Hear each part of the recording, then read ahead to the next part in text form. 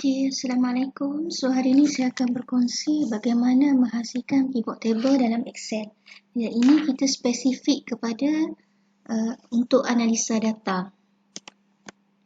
Okay, ini adalah form responses 1 ni adalah daripada survey di Google Form, di download di save as dalam Excel format. Okay, untuk hasilkan pivot table, contoh kalau kita nak mengetahui, nak hasilkan cross tabulation. Kalau kita menggunakan SPSS, kita akan buat cross tab.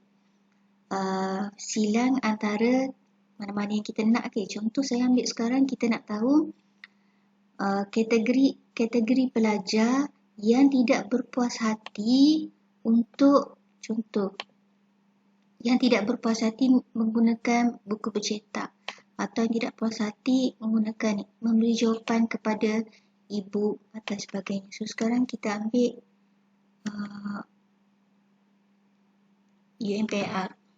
Okey, maknanya UMPR kita buat kategori dengan UMPR. So sekarang saya copy yang ini dulu. Okey. Kemudian kita buat file baru.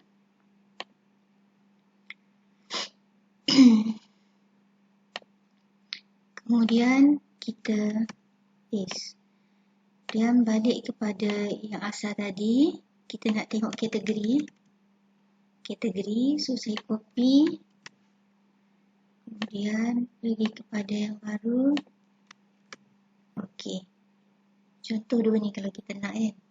Untuk mengetahuinya, so kita copy ni, scroll ke bawah.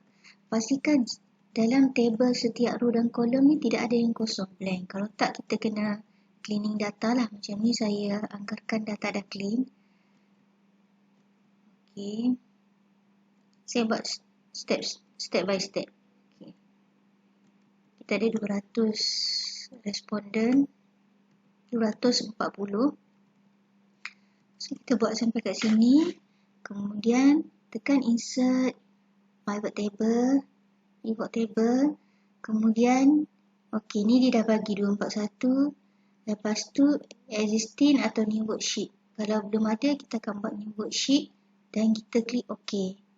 Okey, lepas dapat dekat sheet 2 ni, kita pun letak, kita nak kategori sebagai row atau kolom. Okey, sekarang kita nak kategori sebagai kolom.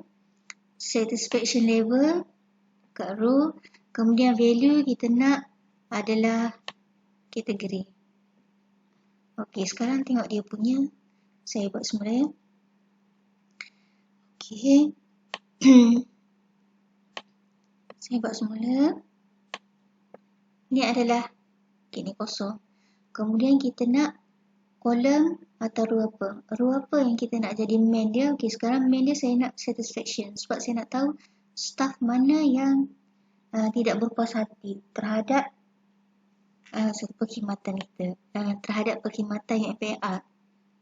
Kita tarik satisfaction level. Okey, dia akan jadi row ni lah, dissatisfied, moderate semua. Kemudian kita nak jadi kolom dia adalah kategori.